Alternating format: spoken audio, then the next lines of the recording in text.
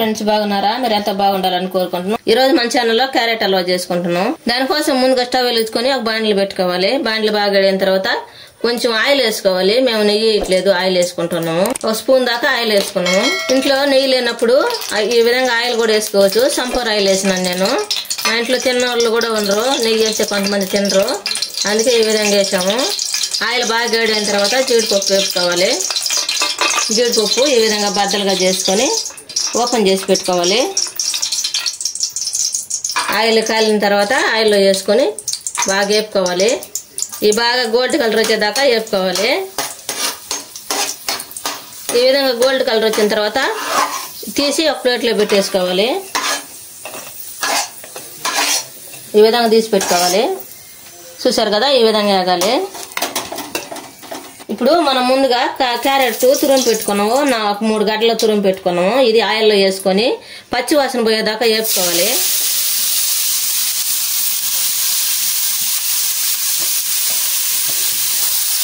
ఈ విధంగా కలుపుకుంటా వేపాలి.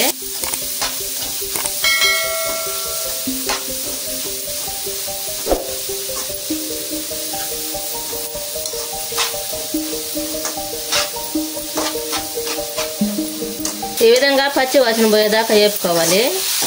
చూడండి ఎట్ట వేగిందో, బాగా పొడి పొడిగా వచ్చేసింది కదా. ఈ విధంగా వేగిన తర్వాత పాలు పోసుకోవాలి. దాంట్లో పాలు 1 కప్పు పాలు పోసుకుంటున్నాము. 3 క్యారెట్లు, పెద్ద క్యారెట్లు తీసి తురుముకున్నాం కదా, ఒక చిన్న కప్పు నిండా పాలు పోసేసుకుంటున్నాము. కప్పు ఇది, ఈ కప్పు నిండా పోసేసుకున్నాము. ఇప్పుడు బాగా మొత్తం ఉడికించుకోవాలి పాలల్లో.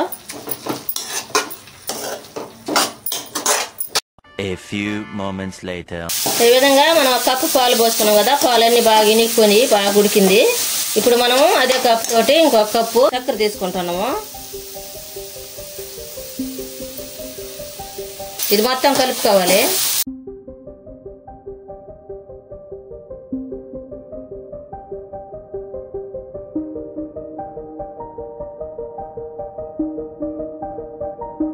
చూసారా, మనం చక్కెర వేసాం కదా, చక్కెర వేసిన తర్వాత బాగా నిమ్మ వచ్చేసింది. అంటే చక్కెర అంతా బాగా కరిగింది.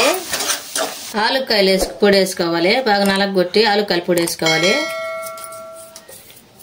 మొత్తం కలుపుకోవాలి.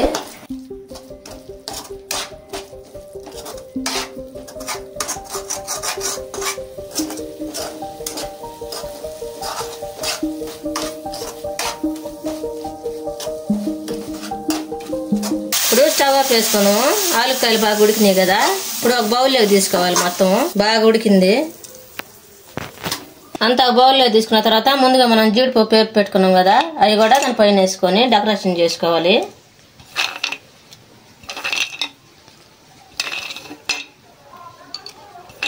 ఎంతో టేస్టీగా ఉండే క్యారెట్ హల్వా రెడీ అయింది.